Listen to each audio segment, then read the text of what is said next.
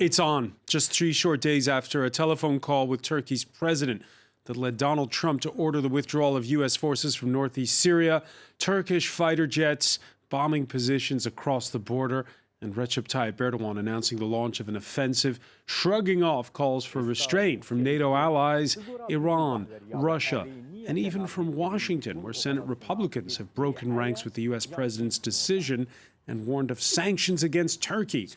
Right now, it's only the beginning. We'll ask how far it can go and why the same Republicans who stood up to the White House over Syria's Kurds are standing by their president when it comes to Ukraine.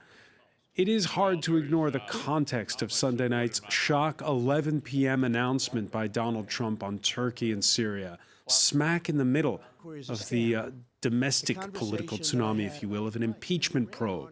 We'll ask our panel about that context and the president's political instincts going forward now. Today in the France 24 debate, we're looking at Trump's pullout and what could be Erdogan's war. And joining us from Washington, Matthew Brodsky, Senior Fellow at the Gold Institute for International Strategy. Thank you for being with us. Good to be with you. Former U.S. diplomat Jeffrey Hawkins is Associate Research Fellow at the French Institute of International Strategic Studies, IRIS. Hello. Welcome back. Thanks. Anna Garmash, President of the Ukraine Action Advocacy Group. Hello. Nice to see you. Our Chief International Affairs Editor, Robert Parsons, is with us, as is France 24 Senior Correspondent James Andre, who's covered the fighting in northeast Syria on multiple occasions for us. The France 24 debate on Facebook and Twitter, hashtag F24debate. 72 hours after that phone call between Donald Trump and Recep Tayyip Erdogan, the Turkish president announcing the start of the offensive. This after the parliament in Ankara approved the intervention with a motion that was supported by both the ruling AK party and the main opposition. At this point in time, we've seen the start of strikes, counter strikes as well, with rockets landing inside of Turkish territory. Our correspondent Shona Bhattacharya reporting that in areas right up against the border, the internet and in even some cases telephone landlines appear to have been cut. Matthew Brodsky, your reaction to the events unfolding? Extremely unfortunate. None of these events are serving America's strategic interests at all. The United States was able to achieve a lot with very few resources. We only needed really one person, one American soldier with one flag in a uniform up in that area, and that represents the United States. So moving these 50 or so troops out opened the door clearly for Turkey to have this invasion. This is something that the president really should have been able to say to the American people. Look at how smart I am for having conducted a war with only 1,200 troops who are in a background role, relying on allies like the Kurds to defeat ISIS. I've been able to stop gains from Russia. I've been able to severely curtail Iran, which was part of my policy, one of the 3 main items of my Middle East policy. He could have sold that as a really intelligent way to have or conduct warfare in this century. Instead, he's taken a completely opposite approach. It's turning on an ally. It's sending a very bad message to everyone who is our ally currently in the region and elsewhere. It helps Iran. Turkey is not our friend or our ally, even though they're in NATO. That part has been obvious for a while. And this will lead, of course, to a resurgence in ISIS. So he's making the same mistake that Biden and Obama made in 2011 when they pulled the U.S. out of Iraq. Except in this scenario, we already know that this is what's going to happen because we've seen it happen before. In 2011, they were at least able to claim to the American people, well, that won't happen. We've seen it happen. That's why ISIS was created. So what really happened, sets Matthew? the table for a series of really bad events. What happened then in that phone call on Sunday that led Donald Trump to invite Recep Tayyip Erdogan to visit the White House next month? Yeah, I think many of us want to know because, as you'll recall, this is the second time where immediately following a conversation, a telephone call with Erdogan himself, this is when the president back in December, January, announced that the U.S. would withdraw. So I'd be very curious to hear what happened. It's quite clear that the president made this decision on his own and without the approval of anyone who essentially was working for him in the Defense Department. The way you can tell that, incidentally, is the fact that the original communique that came out from the press secretary didn't say anything at all about what Turkey could or could not do as far as an offensive, and it was only after he faced pushback, which is something that is so obvious to anyone at the National Security Council, the State Department, Defense Department. So this is something he just decided that he wanted to do. He's always wanted to do it. I think American presidents have an issue, unfortunately. Just like President Obama came in and decided Iraq wasn't his war. Afghanistan was, but he wanted nothing to do with Iraq. President Trump came in and said, I want nothing to do with Syria. That's not my war. Wars and our enemies, however, they don't care. They'll fight us no matter what. So when the president says a stop to endless wars, our enemies don't care. They're fighting endless wars whether we engage or not. Jeffrey Hawkins, as a former diplomat, former ambassador, phone calls like this don't happen, as we've seen watching what's going on with Ukraine right now. No. Phone calls don't happen in a vacuum, do they? No, they do not. So how do you explain what's going on? I can't. And I'm very much in agreement with our colleague in Washington. I mean, it really is mysterious. And I mean, how much, obviously, what was prepared before the phone call? Well, I mean, these phone calls, take a great deal of time to set up. If nothing else, just to get the other head of state on the phone. There's a lot of back and forth. When is he going to be out of his dinner? When can we get him? So it's not like these things happen subtly. And when they do happen, there is an entire structure in the National Security Council and elsewhere to provide the president with the best information possible.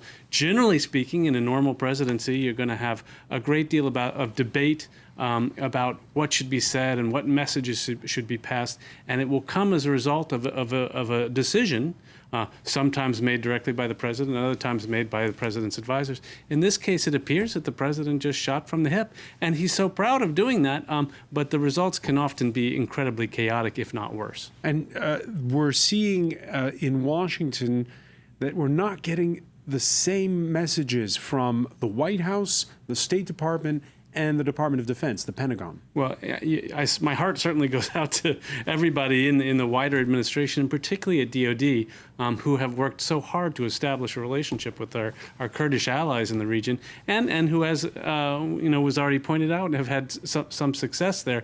And the idea of abandoning those Kurds to their fate here, allowing a country that's ostensibly our ally, a NATO ally, Turkey, to move into Kurdish areas.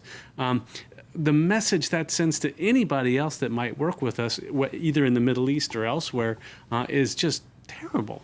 All right, NATO, Turkey, a NATO member, so a bit of a juggling act or tightrope act, if you will, for its Secretary General Jens Stoltenberg, who spoke earlier in the company of the Italian Prime Minister.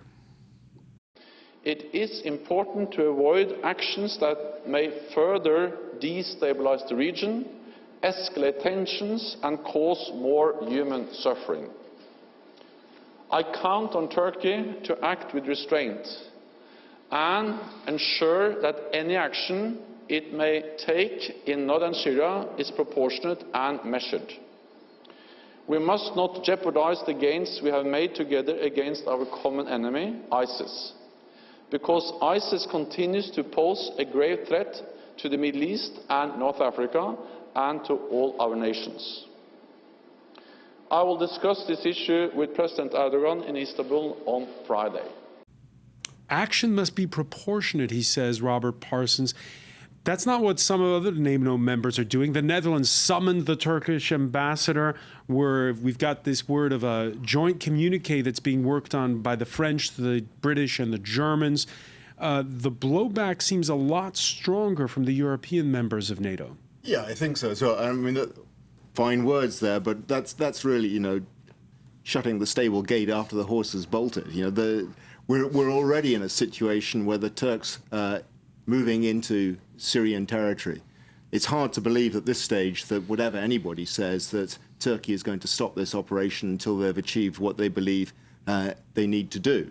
Whether that's a relatively shallow incursion into northern Syria or a deeper one to this 32-kilometer point that President Erdogan has been talking about over the last couple of weeks, we'll need a little bit of time. There's a to military tell. question here, because can they do this incursion? Because do they have control of the airspace? Well, this is going to be the big question, I think, because the last time Turkey made a serious incursion into northern Syria was last year, 2018, in Afrin, where the airspace until the incursion began was under the control of the Russian Air Force. Erdogan requested permission to operate in the skies above Afrin. It was given by the Russians. Whether the same thing will happen now, where the skies are above this part of northern Syria controlled by the coalition, is another matter. I think it's absolutely key, however, to what happens next in this part of northern Syria. If the Turks go in there without air support, it's going to be much more difficult for them to achieve their objectives, assuming that there's going to be stiff resistance from the Kurdish forces in the area. At this stage, we don't know whether that's the case. It's very difficult terrain for the Kurdish forces to fight on. We had a guest earlier on from the area explaining that it's flat, relatively easy for an attacking force to move in. But at this stage, the Turks don't seem keen on using their own regular forces. They seem much keener on using irregulars, Arab irregulars from northern Syria, which they've been using in the past, used in Afrin as well. So I think air support is going to be key. Arab irregulars, as Robert Parsons was describing them, how would that go? Well, talking basically Arab Sunni militants, potentially fighters, proxy fighters from various groups. But in any case, it's true that it's going to be very, very difficult for the Kurds to resist a full-blown attack by the Turks. But there is a but. The thing is, if you do take a map of the area, you will see that this corridor, this safe zone that Erdogan wants, is basically inside there. You have all the main cities of the Syrian Kurdistan, the Rojava, as the Kurdish militants there call it. You have the capital, Kamishli, you have Kobane. They cannot let these cities go, because basically the big difference with last time, and we have the map here, you see, Rob was talking about Afrin. Afrin is to the west. You see, that is the turquoise part on this map. It's over here, right? Yeah. To the right, what you have is in that security zone, you have all the main cities. South of that, see Raqqa, for example, which is south of that, that is Arab Sunni territory. That is not natural territory for the Kurds. And all the part in the middle, that is basically desert. So the big difference with last time, when there was an incursion in Afrin, the Kurds could flee. There were 300,000 people displaced, according to some figures. They could flee to the east and go to the rest of the Kurdish-controlled area. Fact of the matter is, this time, there really is nowhere to go apart huge tent camps in the middle of the desert. And that's what we're facing on the humanitarian level here, if indeed the Turks go into the territory 32 kilometers. Right now, it's tit-for-tat airstrikes, Matthew Brodsky. Can you put the genie back in the bottle? Well, see, here's the problem with the strikes already occurring. These are facts. That part can't be undone. But when we saw last time that he wanted to pull out and he unified all of Congress and everyone on his staff, his defense secretary, talk about Donald Trump. Donald Trump's right. Yeah, this is when Mattis stepped down. This made President Trump change his mind again. So this is, in fact, it used to be up until a couple days ago that one could see that there are, in fact, limits to what President Trump would do, that there is an amount of pushback that he could get domestically that would cause him to change his mind. But in this situation here, this would be the third time that he has undercut his own team from the State Department and the National Security Council. I know these people. I've worked with them. They've done a lot with very little. How could they now, on a third time, go back in and talk to allies, talk to even adversaries, and promise anything and be taken seriously? I mean, this is why I was saying how the president could portray this in a 180-degree different manner and sell it as a big success, the amount that they were able to accomplish. But no one's going to believe them now, even if he does reverse it. He can reverse these facts on the ground, sure. But when it comes to getting toward a political settlement, which is what the State Department is really, of course, after, that's going to be hard to follow. Anna Garmash, citizens of your native Ukraine, a country which borders Russia, which looks to NATO for support, how are they looking at all this? Well, Ukraine is tangled in the entire impeachment scandal. So, of course, this situation with Syria and the Kurds just makes the entire thing even more complicated. But Ukrainians so far, the Ukrainian diplomacy and Ukraine as a country has tried to sort of keep away from this scandal to make it an entirely American matter, which it actually is. However, it does put Ukraine in a very delicate position because withholding military aid that was promised to Ukraine is something that. But in the case, we'll talk about the impeachment proceedings and what target them later. But just when you see what's going on here and the fact that there's arguments going on within NATO, how does that make Ukrainians feel?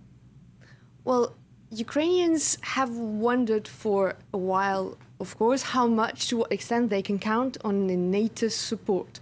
So far, there hasn't been much of it, and looking at this, I guess there's just mainly a lot of confusion. A lot of.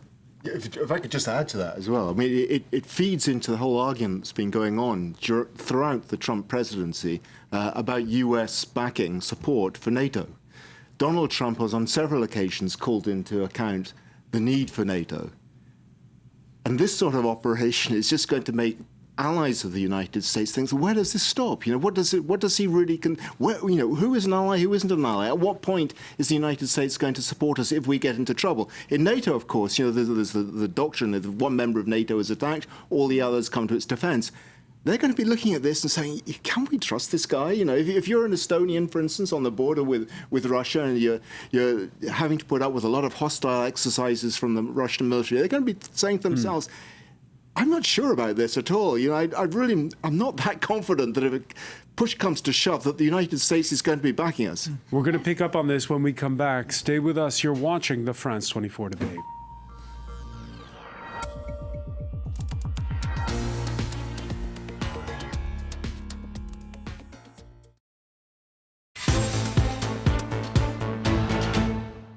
Welcome back, or welcome if you're just joining us. It's the France 24 debate, and we're reacting to the launch of a Turkish offensive in northeast Syria 72 hours after Donald Trump announced a pullout of U.S. forces that had been backing Syria's Kurds there. This as he invited Turkey's president to come next month to the White House. We're talking about with Matthew Brodsky, senior fellow at the Gold Institute for International Strategy, who joins us from Washington. Welcome back as well to former U.S. diplomat Jeffrey Hawkins, who is with the IRIS think tank. We're with Anna Garmash, president of the Ukraine Action Advocacy Group.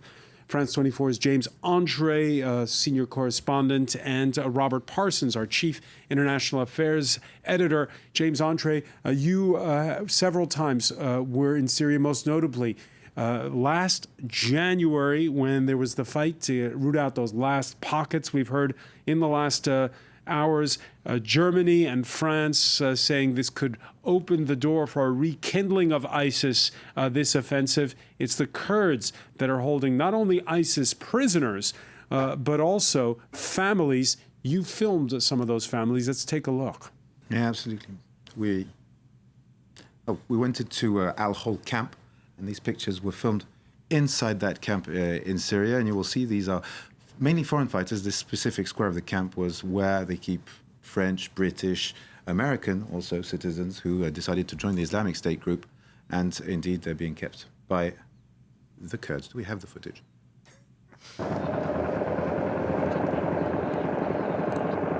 قالك داعش هنا دخوتن مقاومة بكمبر خوابدن جنسيات جدا جدا نافوندا هنا يعني أجنبي هنا تركي هنا أوزبكستاني هنا شيشاني هنا إنجليزي هنا عراقي هنا.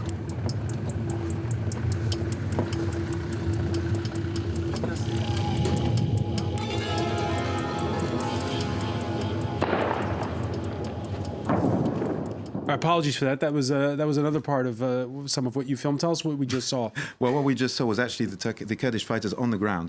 And in this specific clip, it's the military operations to retake Bahrouz, which was, well, in fact, the last square mile, if you will, of the Islamic State group. And what we witnessed when we were there is that indeed they were fighting, and the fighters were given an opportunity, a humanitarian corridor, to let their wives and children leave in the last phases of battle. And, well, indeed, these people were first screened and then put in camps. And I hope this time we will see. What are the estimates in terms of how many ISIS fighters and how many people, if you include their families, are so still some there? NGOs are saying that the Kurds are holding 14,000 Islamic State fighters. With foreign fighters, we're talking, it's not very clear. It's a few thousand. The thing is, you have the men and the women. And then, of course, you've got all the local fighters as well. But they hold the men, on the one hand, in prisons, and the women in these refugee camps that they're not allowed to leave, and who are basically under the control of well, the Kurdish fighters, the SDF, backed by the Americans. Let's take a look now. That report filmed by James Andre back in January. Al Hol camp is home to more than 35,000 refugees.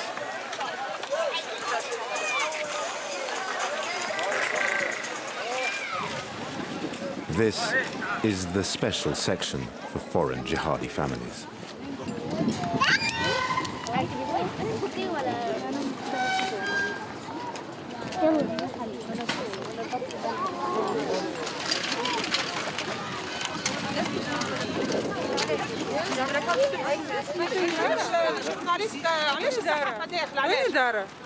You speak English? Ah, ou le français, tu parles français ou bien anglais? Ouais. Vous venez pour nous visiter ou quoi? Comment ça va ici? Ça va. C'est la misère en fait. La misère. On va dire que ça va bien. Il n'y a pas on ne peut pas dire que ça va bien. Tu vois qu'on est comme des chiens. Les chiens mieux que nous, hein? C'est pas le tenue derrière ces vêtements-là, c'est quelque chose, moi je l'aime. C'est ma liberté. Oh, le voile personnel. Je ne dis pas pourquoi tu es habillée comme ça et tu me demandes pas pourquoi je me suis habillée comme ça. C'est quelque chose de moi, c'est quelque chose de moi, c'est mon corps. المخيم اللي ورانا هو مخيم المهاجرات، يعني هذول من دولة تنظيم الدولة الإسلامية. المخيم يتكون تقريبا من 1200 شخص، يتكون تقريبا من 500 عائلة من كل البلدان موجودة عندنا. I'm Brazilian from Germany. روسكي؟ هي نص فرنسي نص ألماني. من السعودية. Are we a threat to go back onto Canada's soil or to Trinidad's soil? Yeah. They cannot leave us like this here in this situation. I'm German. Yeah, I have German passport still with me. Take us back and deal with it on our soil. At least where there are people who are educated and at least speaks our language for God's sake. هنا يوجد ولد هو حرك هو لازم مستشفى هو طفل صغير ممكن يتشهر. متى؟ متى؟ هلا أبوها بالسجن، ابني كبير بالسجن، ابني صغير بالسجن، زوجها بالسجن، كلياتهم بالسجن عند الأكراد. أنا وبنتي عمرها 8 سنوات كمان هون أسرى، العائلة الكريمة كلها بالسجن. لا نحن كلنا بنتأقلم مع السوريين مع العراقيين بس هم اللي كانوا شرسين بيحرقوا الخيام السوريين بيقولوا هذول كفرة هذول مرتدين نحن الإسلام الصحيحي نحن ما يتقبل الطرف الآخر هم بس الحقيقيين على الأرض ما في غيرهم من هالفكرة صارت منا مضطرين نعمل لهم مخيم خاص فيهم. La liberté. On veut la liberté. Jeffrey Hawkins, your reaction to what you just saw in light of this tweet that was put out a few hours before the offensive began in northeast Syria by the U.S. president, saying that he wants to be focused on the big picture that doesn't include American involvement in stupid, endless wars in the Middle East. Right. Well, nobody wants to be involved in stupid, endless wars in the Middle East. Nobody wants terrorism at home either. And sometimes you have to make complicated choices about complicated situations. And my immediate reaction to that clip is, my God, how complicated Syria is, and it doesn't lend itself to quick reactions. And I'm sure the United States and other countries are quite happy to outsource the holding of fighters and also perhaps their families to the Kurds or to others. Because that was a criticism leveled by Donald Trump, specifically at the French and the Germans, saying that there are a lot of foreign fighters, and he was saying the outsourcing was for the benefit of Europeans more. Well, for the benefit of the Europeans, but we also saw Canadians, and presumably there are Americans there too. There's not due process in those camps. We don't have to worry about trying people. We don't have to worry about releasing people. It's all very comfortable for decision makers in capitals. And yet, when you turn the tables on Kurdish allies, one sort of wonders how committed they will be in the future to holding people like that and perhaps letting them go. James Andre? Well, indeed, the Kurds I consider these people as a big problem because it means a lot of resources for them. And indeed, if they're going to fight a battle up north against the Turks, chances are they're going to reduce guard on these women. Just a couple of informations about these women. It's just a few days before we visited that camp. The guards, and they told this after we filmed, but anyway, found the body of someone who had been killed and put under one of the tents.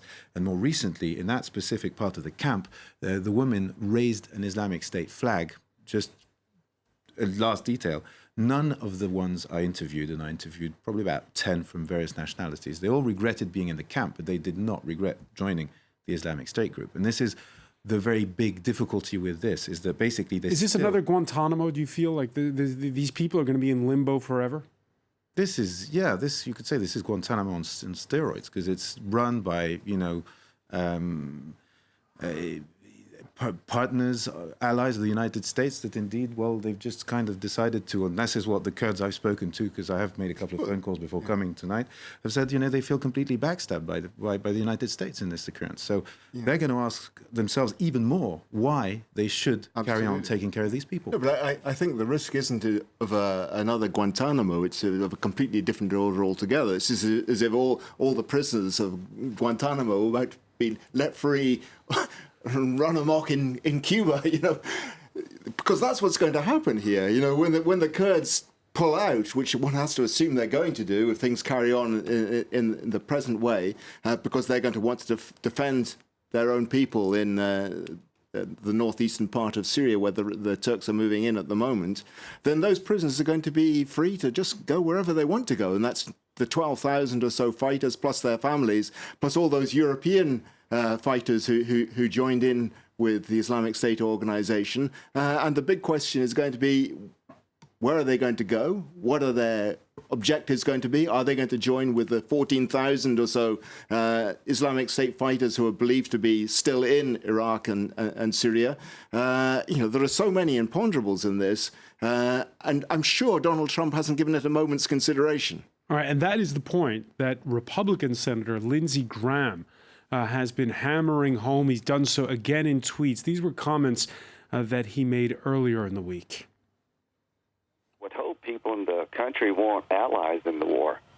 So when somebody steps up and helps America with ISIS, which is a threat to mankind, and we've had people killed in America because of ISIS inspiration. So the Kurds stepped up when nobody else would to fight ISIS. If we abandon them, good luck getting anybody to help America in the future with radical Islam, Al-Qaeda, and ISIS. So, Matthew Brodsky, here's the question. When you look at this in the context of domestic U.S. politics, you have this South Carolina senator, who, by the way, is up for re-election in 2020, vocal and unequivocal when it comes to standing by Syria's Kurds, but still standing by the president when it comes to that impeachment probe. We saw a tweet on Tuesday directing his criticism there at Democrats. Why are leading Republicans against Trump on Syria, but standing by him when it comes to the Ukraine phone call? Well, look, let me just say at the outset, as an American, we are at a remarkably stupid time in American history when it comes to politics. And we see how this is playing out in precisely the two examples. When it comes to Russia, it had always been the United States in Republicans who were the hawks when it came to Russia. Somewhere when it came to defending Trump, the people on the right who became very pro-Trump instead of the more moderate wing of the Republican Party started to fuse together the defending Russia while at the same time defending Trump, instead of clearly seeing that Russia is an American adversary, but standing with the president. Now, there's also the fact that under the Obama administration, the United States didn't really provide much in the way of lethal assistance to Ukraine. So when Democrats are really saying that, oh, we're the strong ones, and this is something that is seen as completely ridiculous. But is Lindsey Graham's foreign policy consistent if he's supporting the president when it comes to the Ukraine phone call and against him when it comes to Syria's Kurds? I think Lindsey Graham is a consistent, more moderate Republican, more considered a neocon. He sees, I think, very clearly the threat from Iran and Syria. And he sees, as I also do, that Syria is tied to all the other pillars of what Trump has claimed his Middle East policy is. It's tied to ISIS, obviously, it's tied to Iran, and it's tied to Israel. So these three things, which are what the president said he wanted to work on, if he can't understand that Syria is intimately intertwined with those three issues, it doesn't bode well for America's foreign policy. Ukraine is far more of a cut and dry issue when it comes to Republicans thinking. Republicans see that Democrats are just trying to use this for politics. If Democrats were actually serious about having the impeachment hearing and wanted people to be compelled to testify, they would hold a House vote. This is all for a show, and the Republicans know that. Syria, though, presents a far greater national security risk to the United States, and it frankly undermines a lot of what Trump has been claiming he's been trying to do for so many years. So it makes Republicans think to themselves, well, wait, if this is what you consider to be a good deal, giving away our position to Erdogan in exchange for really nothing, then what's your deal going to look like with Iran, who you just bolstered with this move? Or what is your deal going to look like when it comes to Israel, who now has to contemplate a third potential land route open between Iran to the sea that now is going to be under Turkish control? You're going to have Israel now having to decide whether it's going to bomb Iranian equipment moving through northern Syria that's under control of Turkey. It creates a mess. Jeffrey Hawkins? Well, I agree that we are in a stupid era of American politics. That's for sure. I think there is a fundamental dichotomy here, and you've really put your finger on it, and that is why are particularly congressional Republicans who are largely considered to be terrified of the president, largely considered to whatever they think is, may or may not be in the best interest of the United States or the best policy for the United States, are so concerned about being primaried and being criticized by the president, having the president run someone to their right, that they won't touch them. Why are they willing to do what we've seen on Syria and actually quite vocally criticize the president? And I think the answer to that is President Trump gives congressional Republicans some leeway on issues that don't really matter that much to them. If we were talking about an issue that has serious domestic political ramifications, like impeachment, and to my mind, as someone that worked in the foreign policy sphere for 30 years, I think there are ample grounds to begin impeachment proceedings. Why? I'm sorry to put this question to you because it's a bit simplistic, but which is worse, his position on Ukraine in your view, or his position when it comes to Turkey and Syria? I think Turkey and Syria is very, very bad policy. I think the issue with Ukraine is getting into fundamental issues of our democracy. And I think particularly with the letter we saw today from the it came out yesterday, but we saw today from the White House to House Democrats saying that the president would refuse to cooperate in any way, shape, or form. We are really into congressional crisis area there. So bad foreign policy versus congressional crisis, I got to say Ukraine. Anna Garmesh?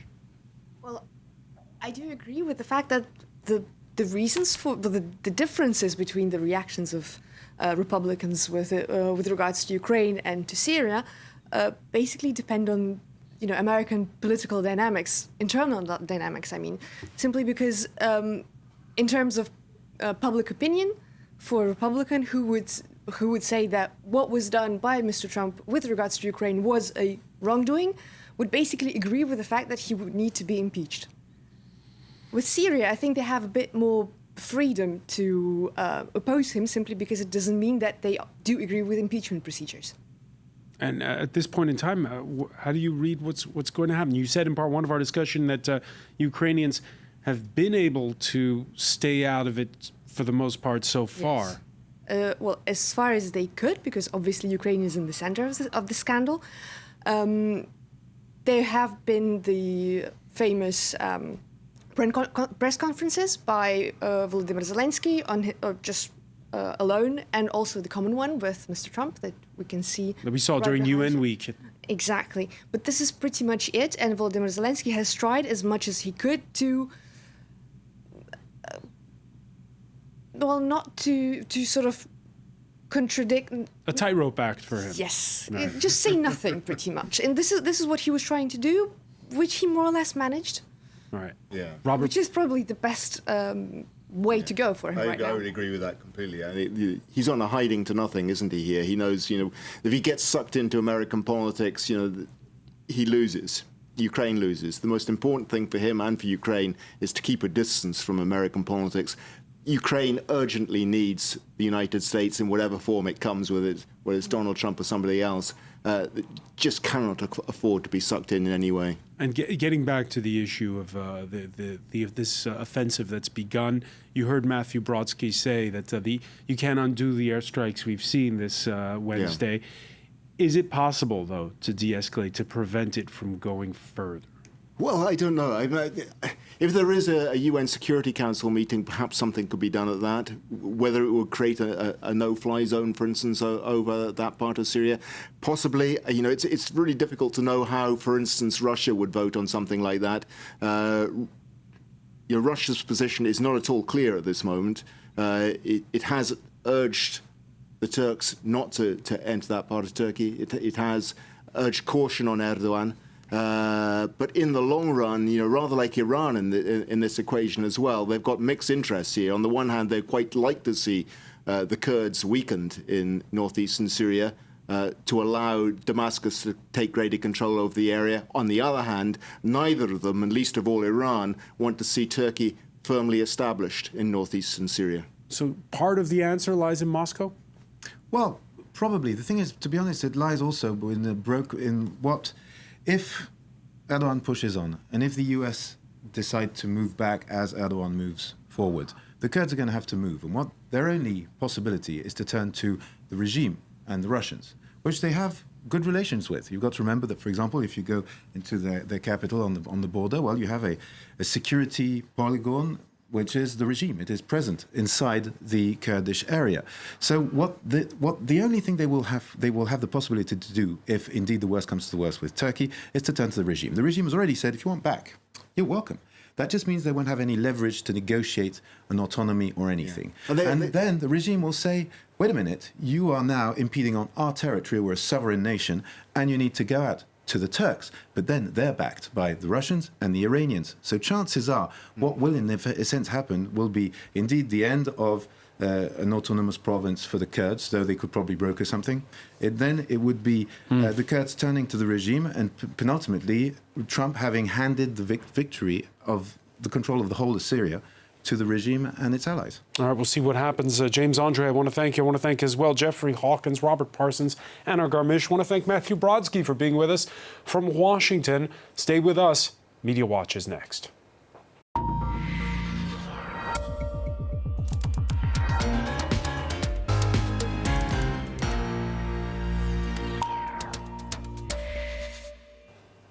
And we say hello to James Creedon. Hi, François. So, quick look at what some of the official media are saying across the spectrum on this. First, to Tishrin, which is the newspaper of the Ba'ath Party in Turkey. So, no surprises there for the perspective on that they would have on this. This is Turkish aggression. It's expansionist objectives by Recep Tayyip Erdogan is sort of a condensed version of what they're saying there on their website. You have TRT, the Turkish state media, pretty much repeating what Recep Tayyip Erdogan has been saying about this, that it will contribute to Syria's peace and stability. Also on his own... It's not what James Andre just said. Right, well, he's not Recep Tayyip Erdogan. Different points... That's not exactly what I mean. Different points of view. Right. In any case, on his own Twitter account, Mr. Erdogan says that the mission is to prevent the creation of a terror corridor across the southern border. In any case, you could kind of go through all of the official aspects. This is an advisor to Recep Tayyip Erdogan. So they've been very clear on via Twitter or via state media about their objectives on it. The Coordination and Military Operations Centre of the Syrian Defence Forces, which is of course majority Kurdish, they have been tweeting video tracking the early elements of that offensive. Lots of video coming through from various Kurdish journalists and photos as well.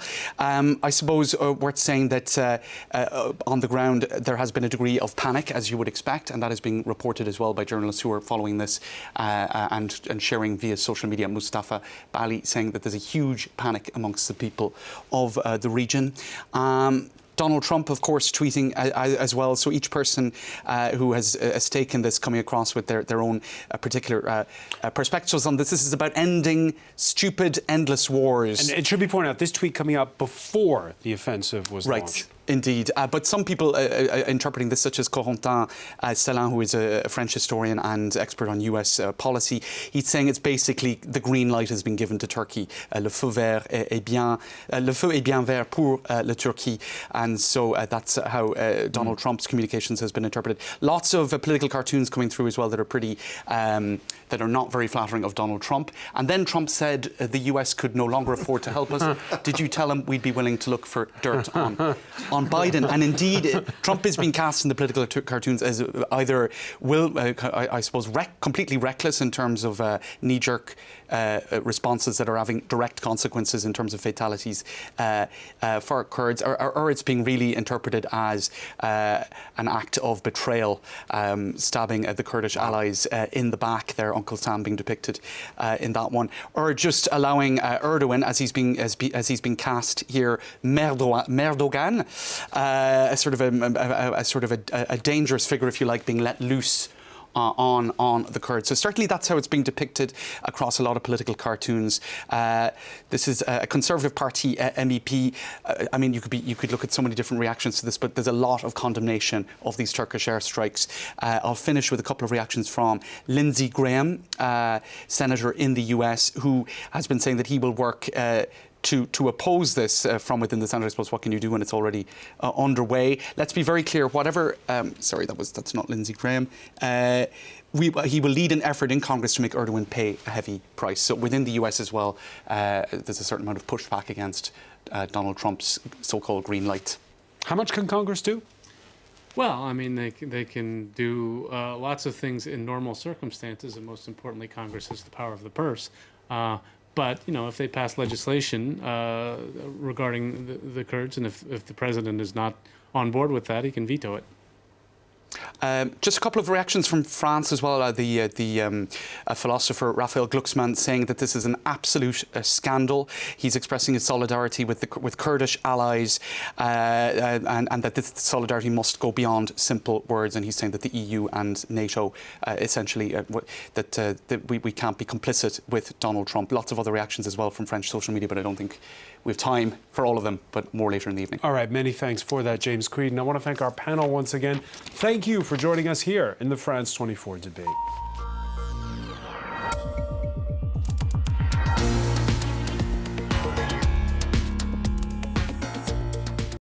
France 24